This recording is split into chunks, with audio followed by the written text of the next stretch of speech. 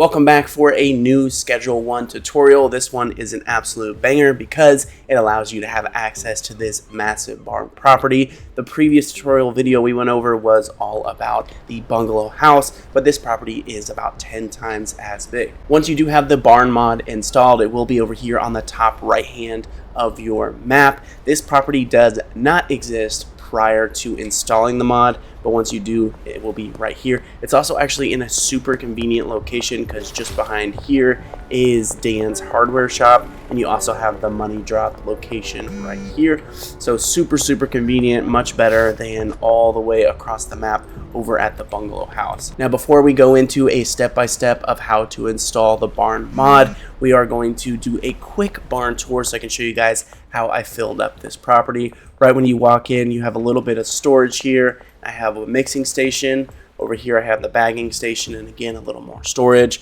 a little TV just for the aesthetic. And the way I laid it out, I wanted to be very spaced out. I felt no need to have everything super crammed together. So the way I personally decided to lay it out is 3 grow kits on the left, 3 grow kits on the right, each one having a soil and water dispenser, and we have this middle walkway here.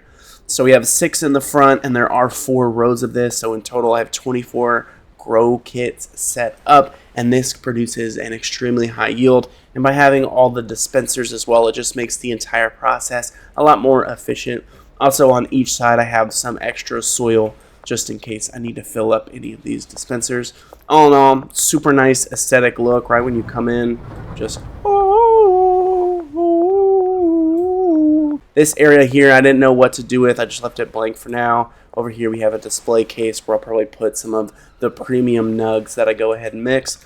Upstairs we have majority of the storage as well as a bed. This property doesn't come with a bed, so you'll need to buy a bed and move it on over. And as far as storage, my technique that I like to do is have them slammed up side by side, and you can access them from the side like so. So that about wraps it up for the barn tour portion. Go ahead and comment down below if you think you have a better barn layout or if you think I should have done anything else. Overall, I'm really pleased. Everything's very spaced out, easy to maneuver around, as well as 24 grow kits just produces an extremely huge yield. So anyways, now let's go ahead and dive into the how-to portion, how we're going to install the mod. It is a bit more challenging than the bungalow house. This isn't just one file that you have to unzip and then place in the properties folder, but instead there is a few extra steps. For step number 1, you're going to need to download Melon Loader, and for the Melon Loader download link, I will go ahead and leave that down in the description box below. Once Melon Loader is downloaded and launched, you will see this screen here where you can go ahead and select which game you would like to mod. So we're going to click Schedule 1. Next, you'll go ahead and click install, and the process is pretty easy. It is completed in about 3 seconds.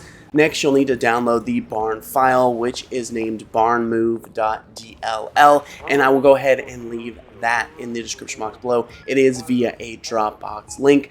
Once you do have Melon Loader and the barn file downloaded, you are pretty much halfway done. The next part is kind of a little bit tricky. Some of my file placement may be slightly incorrect, but all I know is that it ended up working. So I'm going to show you guys everything that I did behind the scenes to get the file to actually work. So the first method I tried was just like the bungalow house tutorial. We're going to head on down to the bottom left of our screen. In the search bar, type in run. Go ahead and run app data, and once you are there, you're going to want to go local low, tvgs, schedule 1 free sample, saves your save file, then in properties I went ahead and pasted in that barn file.